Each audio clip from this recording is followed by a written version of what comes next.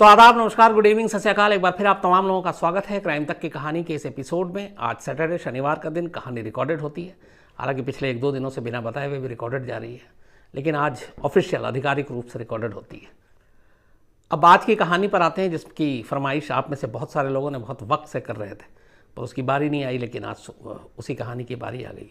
कहानी है सऊदी अरब के किंग शाह फैसल की।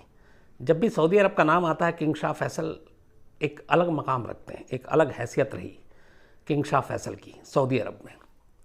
हिंदुस्तान के साथ भी बड़े अच्छे रिश्ते, दोस्ती, और सऊदी अरब में भी जो कुछ काम किया किंग शाह फैसल ने, उसको लोग आज भी याद करते हैं। लेकिन एक राजा की, एक किंग की, उसी के अगर महल में कत्ल हो जाए तो ये चीज़ भी चौंकाती है।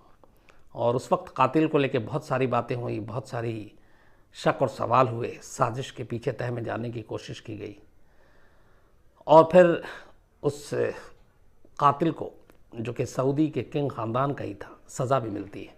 लेकिन उससे पहले वहाँ भी ये होता है कि उसकी दिमागी हालत ठीक है नहीं है, उसके लिए पहले उसको माफ़ किया गया, कहा गया दिमागी हालत ठीक नहीं है, फिर डॉक्टरों की टीम में जांच की, कहा नहीं ठीक है, और फिर उसे सज़ा हुई, उसका सरकलम किया गया।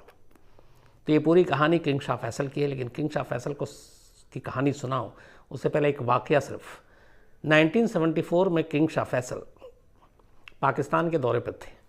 तब पाकिस्तान के प्रधानमंत्री थे जुल्फ़िकार अली भुट्टो। दौरे के दौरान जुल्फ़िकार अली भुट्टो किंग शाह फैसल को अपने साथ वहाँ के एक मशहूर मज़ार पर ले जाते हैं। किंग शाह फैसल जब मज़ार पर पहुँचते हैं तो देखते हैं कि बहुत सारे लोग वहाँ पे चादर, रुपए, पैसे बेइंतहा चढ़ा रहे हैं। तो उन्हें देख के बड़ा अजीब लगता है। तो जुल्फ़िकार अली भुट्टो से पूछते हैं कि ये क्या है।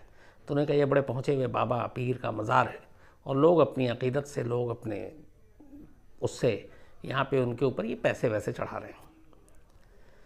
तो इस पर कहते हैं कि किंग शाह फैसल मुस्कुराए और उन्होंने कहा कि अगर ये पहुँचे हुए पीर बाबा की मज़ार है तो इस्लाम की इतिहास, इस्लाम की तारीख़ के हिसाब से सबसे पाक, सबसे जो पहुँचे हुए हैं, उनकी मज़ार तो हमारे यहाँ सऊदी अरब में, और हज़रत मोहम्मद की। तो कायदे से अगर मैं भी उसको इसी तरह छूट कर दूं, दे दूं, तो लोग तो वहाँ हीरे, चांदी, मोती, पता नहीं क्या क्या चढ़ा के और उन मज़ारों को पूजना शुरू कर दें। तो ऐसे में तो मैं और सऊदी अरब बहुत पैसे कमा सकता है। तो उन्होंने कहा कि ऐसा होना नहीं चाहिए। इसे एक लाइन में वो बहुत सारी चीज़ें बता गए।